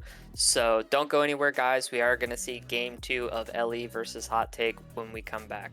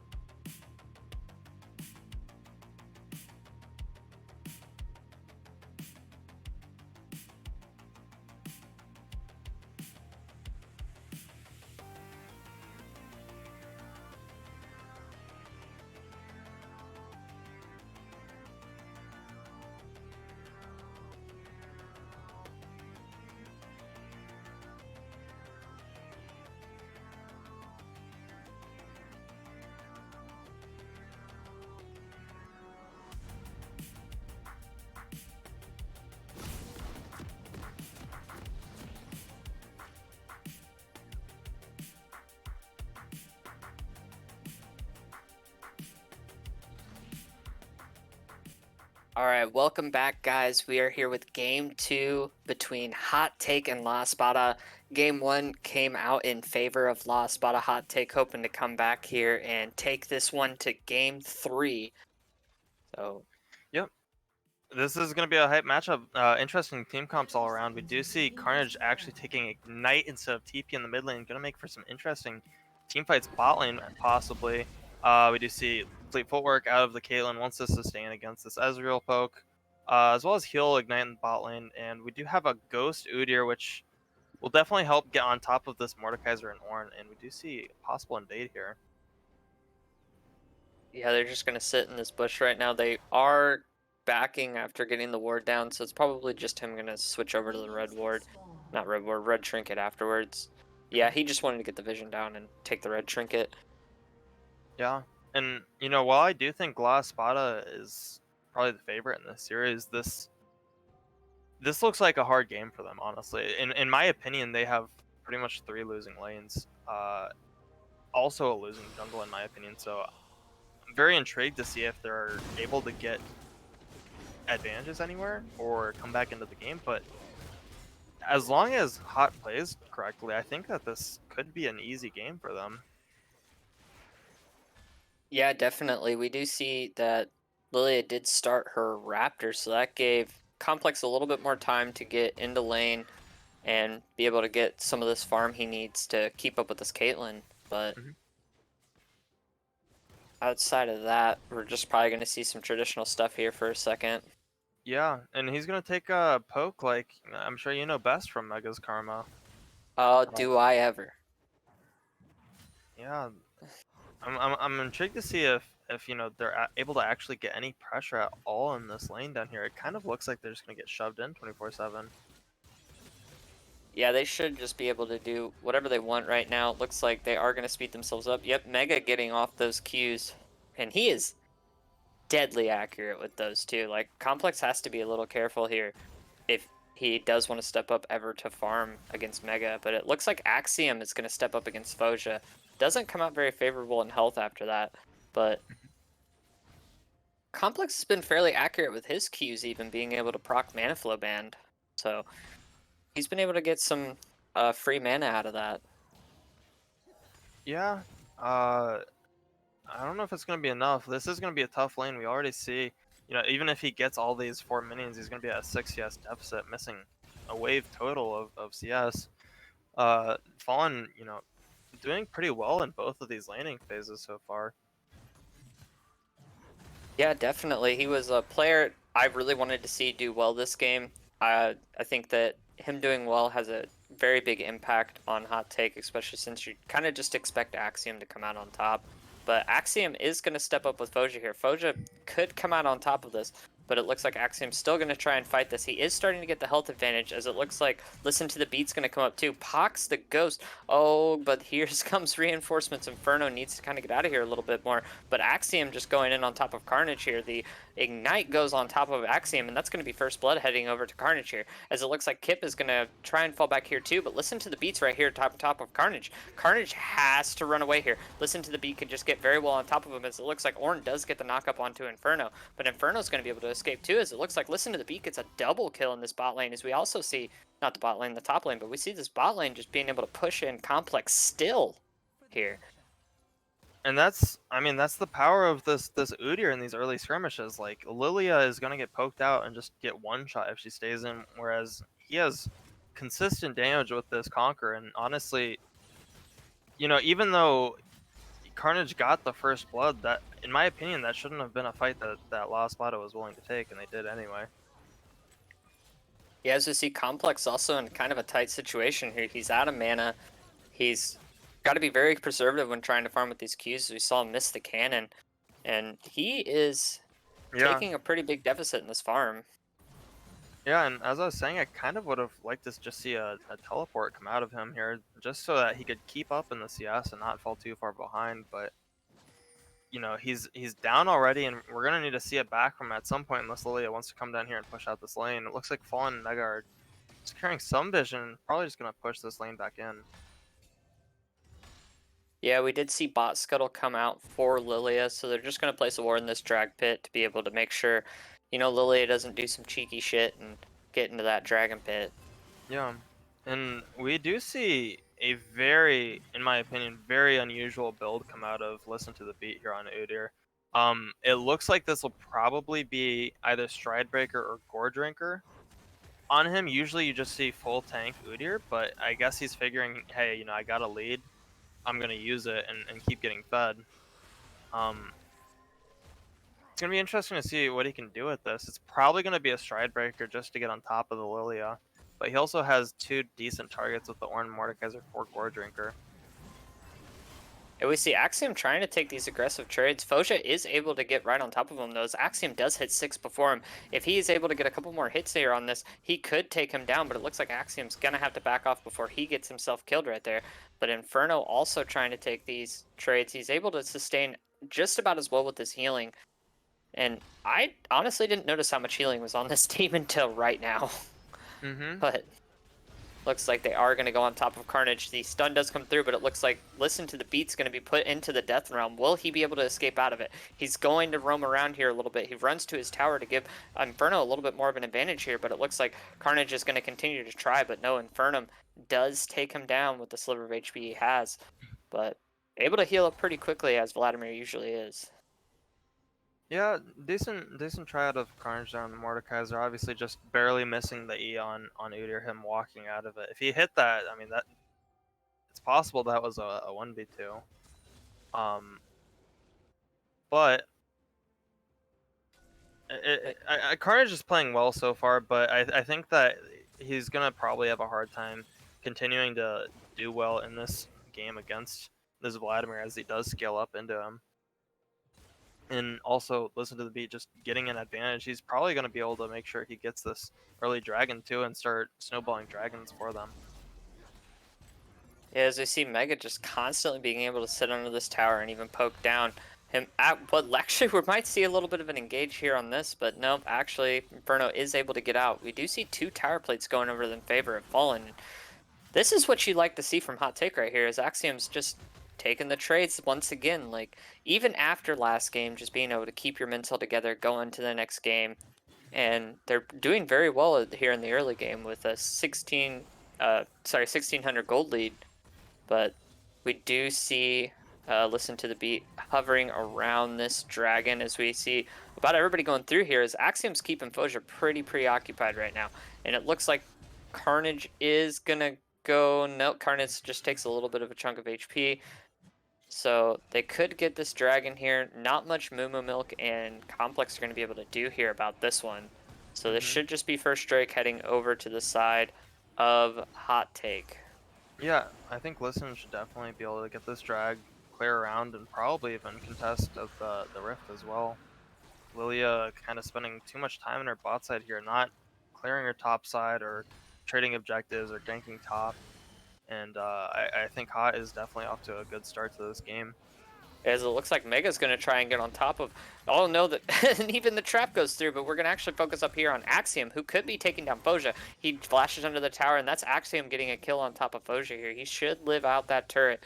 He does actually get out through this turret. Kip is going to try and come down here. What a dodge by Mega as he's going to go drowsy still, though. The heal coming through. Looks like the ult going through on Mega. The flash goes through, though. Can they get anything on top of Kip here? Kip does go down low, but Mega did all he could there to try and survive. Some very good movement and kiting out there from him.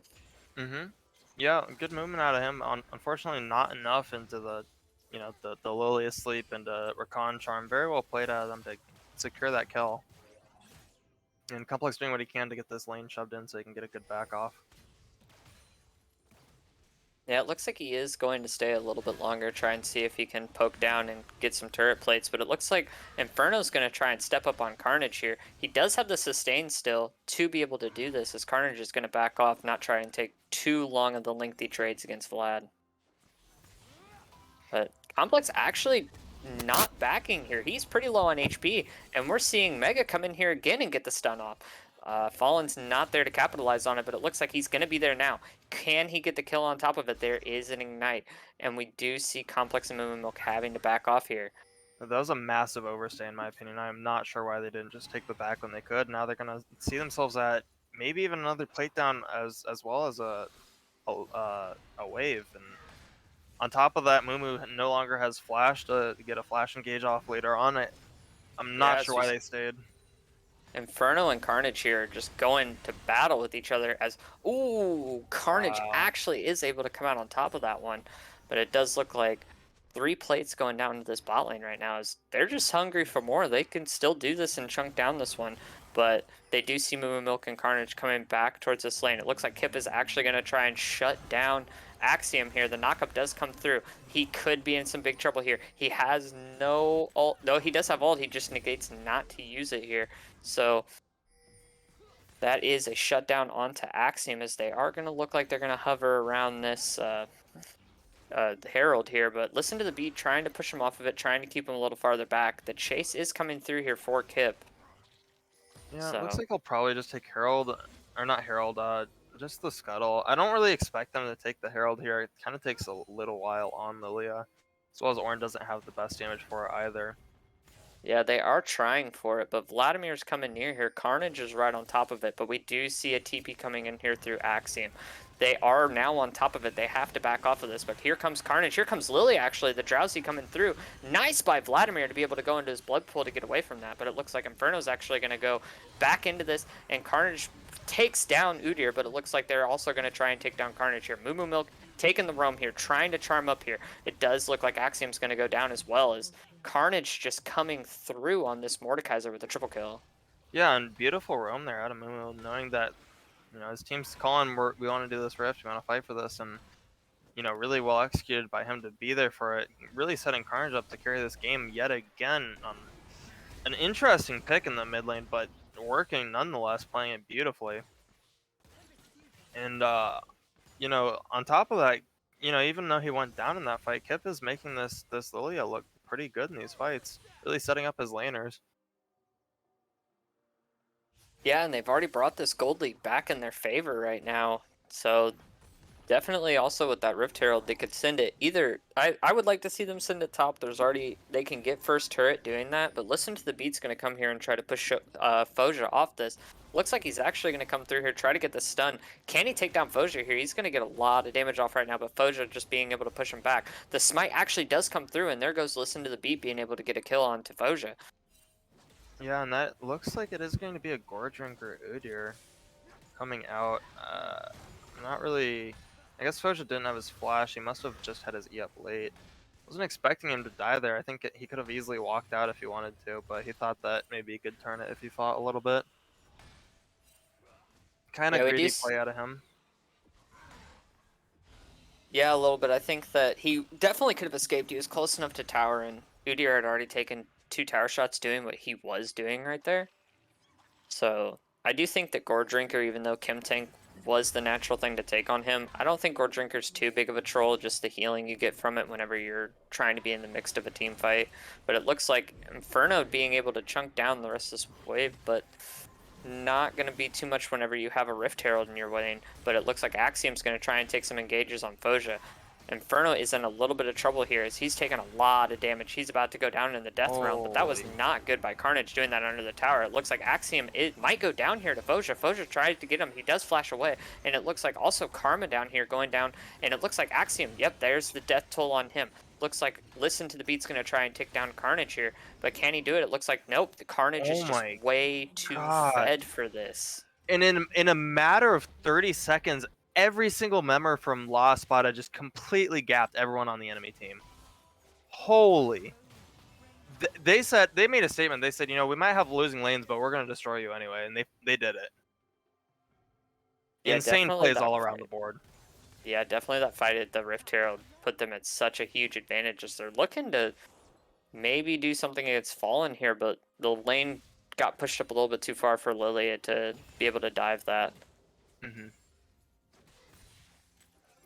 So We know that the Caitlyn has the Gale Force, has already used it in this lane, hasn't actually amassed herself much of a gold lead here at all, and we know that the Ezreal is going to get really strong in the next 5 minutes here once he maybe 5 to 7 minutes once he finishes his Divine Sunder and then Muramana. And in my opinion, like, this is why I'm so down on Caitlyn as a pick. You need to get these early plates, you need to get these towers, you need to get a lead, And yes, she has a CS lead, but her tower's still up. Maybe it falls down here, but it's not enough in my opinion. This Ezreal's gonna outscale her, gonna be so much more useful in these fights, and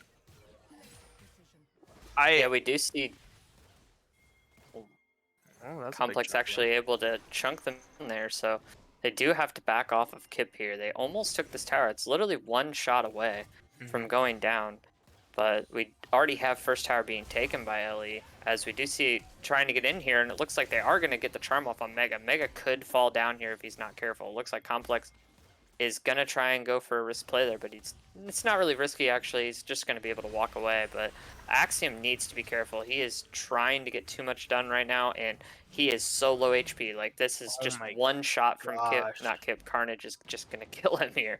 Like Carnage is just too fed for this.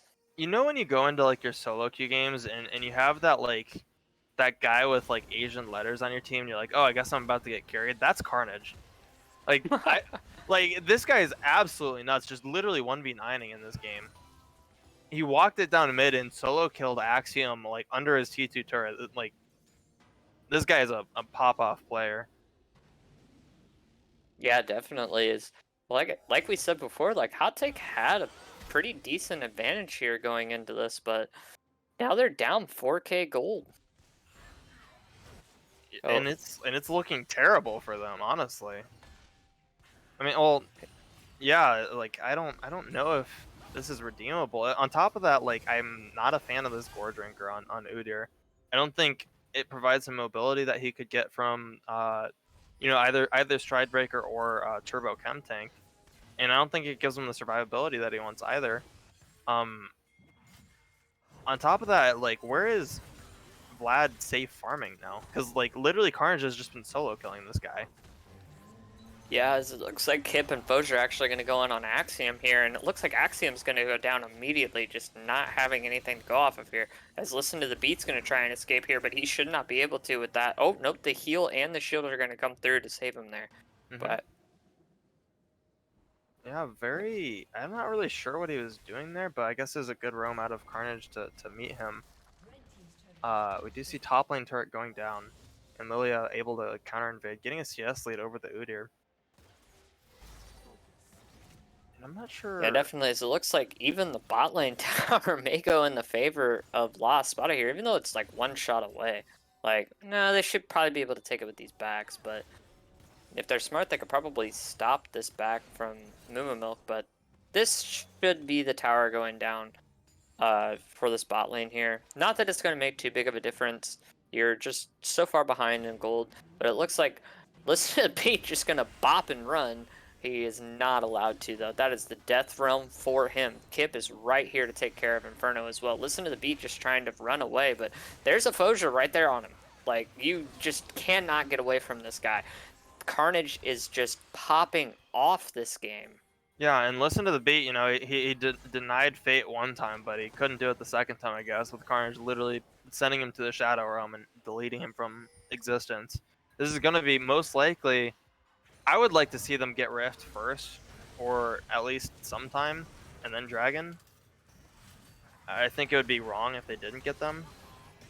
Yeah, as we do see Axiom trying to make some risky play here, but it looks like they all are going to get charmed here. Flash is being blown out, but it looks like Mega's just going to go immediately down right here to them, and it looks like Inferno just has to back off here. Ezreal's just doing a substantial amount of damage here, already having his Divine Sunder and Boots of Lucidity, so... Yep.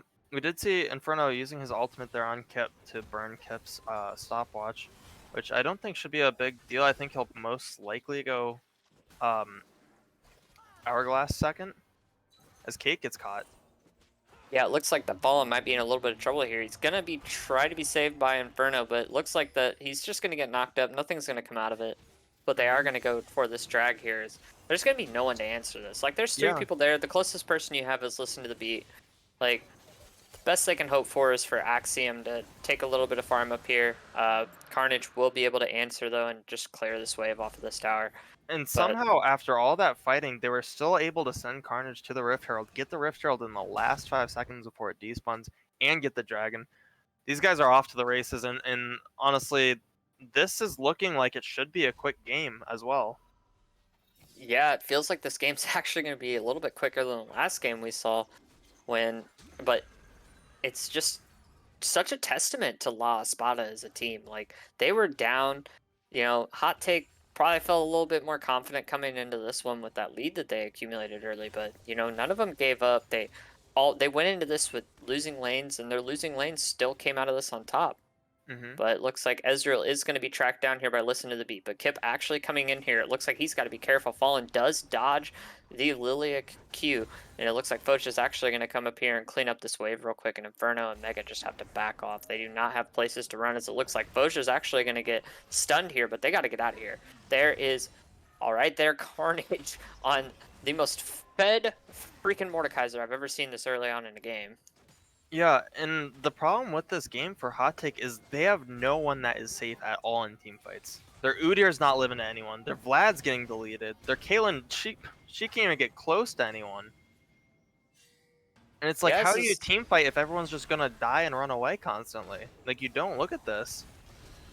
Yeah, it's looking a lot onto Mega here to be able to just help his team survive. But obviously, when you just have Carnage being able to one-shot just about anybody, it's not looking too good as Inferno's trying to get something done here. But all of them just have to flash away. Every flash being blown, and the person who doesn't have flash Axiom's just going to die. What an absolute stomp. I put points on Hot Take in this game. I thought they had the decent draft, but I was not expecting this big of a gap in some of these lanes. On top of that, Ezreal and Rakan just like pretty much the absolute like safest picks they ever need. That both of them deathless. Yeah, they don't have kills, but it doesn't matter. They don't need that in this game. Literally, Mordekaiser and Lily are able to do whatever they want, and the 5 members of Hot Take literally have to run around with their heads cut off as they just die. Yeah, it's looking kind of just out of place for them here. Foja might get caught out a little bit here by Udyr, but he's 2 levels behind right now. Foja should be able to just walk straight out of this. But Udyr's going to put up a fight here. He's going to try and see if he can chunk down Foja. It's not looking too hot for him, as Foja is able to do some He's still return going damage for here. it. Yeah, he's still going to try and run after him. I respect listen to the beat as a player, but I'm not sure what this build is about. He's going Abyssal Mask. Ooh, Second. that was a nice smite on the Gromp right there to try and get the health to do this, but it's not going to matter. There comes the Ornn ulti coming through, and yep, wow. Just the one-shot Ornn ult coming through right there. I did not expect that to do that much damage.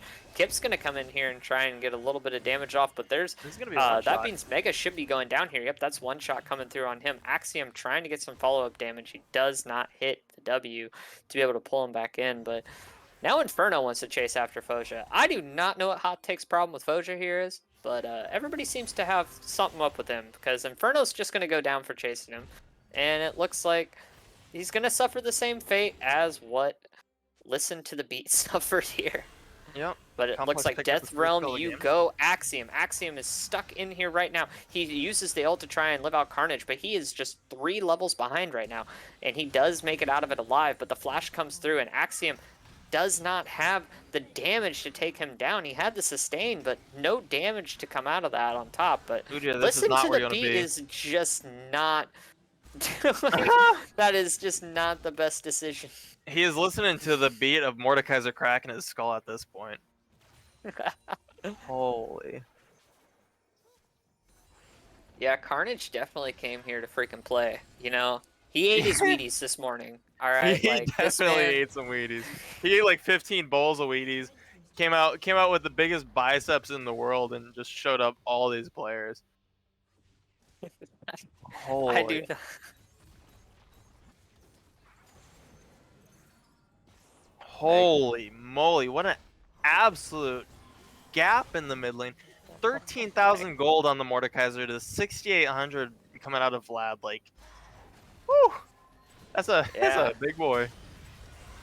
It's just nothing going their way right now with Carnage just being able to do whatever he wants.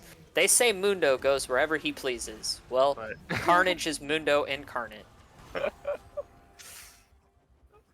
Foja dancing on him. Both Axiom just sit there. Respect What the the? dance. Respect the dance. Mega getting in What? there. I like it. I don't know what the hell I'm watching right now. This is what you call competitive integrity.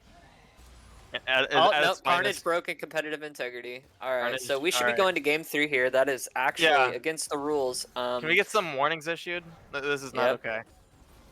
can't be doing that. Like Carnage, Axiom was trying to be nice. Now you're just trying to kill him. I don't understand the point. Oh, And it looks like Carnage is just gonna still come in here and bop some heads. But yeah, we're gonna see the Drowsy coming down maybe on him, but it looks like they're gonna continue to try and fight the spot lane, and all the dance moves coming out from Axiom just are not helping him out right now. yeah. I mean, regardless of his 2-8 scoreline, this guy's an insane dancer. Yep, I think MVP of the game, Axiom, just for De- the insane dance. Definitely an MVP performance. You gotta respect the guy. I mean, coming out here, I would give him the gold medal, honestly. You know what, even in loss, he might understand this might be the last game he gets to play with this team. He's just sitting there chilling. He's Right. taking this like a champion, alright? He's the one who served the Wheaties to Complex. Not Complex, to Carnage. But yeah, Axiom coming in. He's trying to get a last-ditch effort here onto Ezreal, but Ezreal's just able to E away as Carnage is literally just walking absolutely wherever he wants. He just does not care. He's level 16. Everybody Yeah. here is level 13 or 11. Like, He says, boys, I'm about to go eat a 60-ounce sirloin. Can we end this? I haven't eaten enough this game. I'm hungry. he's just Axiom's just trying to find any last-ditch effort he can here, but The saddest part This about is- this, in my opinion, is we see Fallen with the 0-0 scoreline and a 33 CS lead. And in a game where his team is 12,000 gold behind. This poor guy's like, dude, I'm just trying to farm, bro. you know, sometimes I feel that way when I'm playing ADC. Like, I'm about to run to a fight and everybody's just already dead. It's Mhm. like, well, can't go in now. Yeah, what are you gonna say? Jungle diff, I guess. That's always my resort. uh, It's always the jungler's fault. I mean, I guess in this game you could just say team diff. Yeah, definitely everybody on Lost Spot came into this ready to play. They literally took a lot of disadvantages and turned them completely around. And that Rift Herald fight definitely is what kind of screwed them over. Axiom, you can't dash over that wall. Yeah, I think I'm he sorry, figured that buddy. out the last time he died top lane too, but he just wanted to do it to dab on all them haters. Not really sure. But yeah, we see Listen to the Beat coming in here to try and take down Foja, but Foja's just too tanky of a boy right now. You're gonna have to back off of this. Like, you guys need to get your levels before you're gonna try and take on Foja and Carnage here. But Carnage is literally just walking down here. They're all. I would love to see this. This is gonna be hilarious. I see the Death Realm coming through to Listen to the Beat. Everybody's around here. Just walk away, Lost Spot. Let Carnage take care of this all by himself. I want I to see smell it. a penta. Yep, it looks Com- like nope. Complex Penta? took his Penta away. What is with all these rude people on Lost Spot, man? Like, you interrupt Axiom's sweet moves. You take away Carnage's freaking Penta, and it looks like, yeah, look, a double kill. And Just let you him know, go in even there. though Hot is losing this game, I think the real loser of this game is Foja. Like, before he could say that he was the best Mordekaiser on his team, but Jesus, like, everyone's got to be scared of Carnage's Mordekaiser after this. What the heck was this performance? Yeah, Super exciting definitely. team to watch. I'm so excited to see the what is it? It's gonna be on the spot versus La Espada next week after this game. Yeah, that should be one of the more exciting games next week, as we are going to see the 2nd seed and 3rd seed play each other next week. You know, Hot Take definitely came into this. They gave it their best stitch effort, and they've had a fantastic season, something to hold their heads high up on. But La Yeah, Espada sure. just able to come in here and, you know, take over the game. There's no shame in losing to La Espada. Yeah, for sure. Very, very strong team coming out with a clean 2-0 win. And I mean, it's exactly kind of what we expected. The entire season, yeah, they ended up third place, but they were looking like, definitely a top three team, even a contender for first or second the entire split. And I think that they're definitely, here to play and here to show that they want to win it all. Yep. We are going to have an interview with the captain of La Espada Complex here in just a second when he gets pulled in here. And here he is, the ADC for La Espada Complex. How you feeling, man? Feeling pretty good, got the first round of playoffs out of the way. Looked pretty clean for the team. I was a farm bot, so it's fun. Um, I have to address the elephant in the room. You know, Carnage was ahead. Axiom was just trying, practice some dance moves. Why would you ever let Carnage do that to Axiom where he interrupted the dance moves? Honestly, I Yeah. don't think anybody realized what he was doing. Like, I think after he died, we were like, "What was Axiom doing there?" And we are like, "I don't know." I was like, "Did anybody see what he was doing?" We're like, "No," and we're like, "Okay, keep going." I don't think anybody was paying attention. We were all on autopilot for So that what you're last little bit. saying is we're not going to see Carnage subbed out in the next series because of his performance in this. I mean, it's very possible. I mean, we might Okay. have to find, a free agent, like maybe a Red Panda free agent or something Right, like that. because this was Yeah, a big mid diff, and I mean he's got to know that coming into next series. yeah, Yeah, you can't disrespect people like that. I think it's a fine waiting to happen. I hope you definitely have a conversation with him after this game. Mhm. yeah, So, absolutely. So, So as for the rest of the playoffs go for La Espada, what are you thinking? Is this kind of what we're gonna see next series? Is it gonna be changed up? I mean, obviously you might not know yet, but kind of where are you at? um, yeah, looking forward to a more fun series. Maybe I get to do more than just play against AI bots. Hopefully, like, look, all respect to Fallen, but dude, man, he just had me shoved under tower. I couldn't do anything. I was just CSing, and my team was just winning all across the board. So, hopefully, I'd like to be able to be more impactful and do something. As far as like how the series is gonna go, I mean, probably a clean 2-0. You know, looking forward to finals. So, not expecting a whole lot next week. not expecting a whole Wait. lot next week. Spoken like a true champion. Yeah, of course that's interesting because that is one of the two teams that you lost to in the regular season. I mean, what are you kind of looking to change up to get the win against them next season or next week? Next week, I mean, as far as if we have to change anything, I think that game just came down to a bad shot call in late game, and I think we've cleared up at least that issue over the past couple weeks as we've been prepping for playoffs. So going into it with clear minds, confident, and ready to put on another great performance. Awesome. Well, thank you so much for the interview and the great 2-0 performance. Obviously, very fun games to watch. And you have a great evening, sir. Yeah, absolutely, man. Take care. I'll let you end us off, Panda. All right, so thank you guys for catching up with the stream here of La Espada versus Hot Take. La Espada will be going into semis and taking on the second seed team of Hot Take next week. So keep your eye out On for the that. spot. Should be On the spot, not hot take. on. Don't tell John, but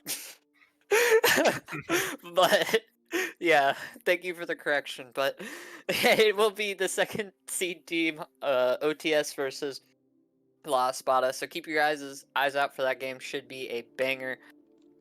Hope to see you guys next week. Yep. See y'all later.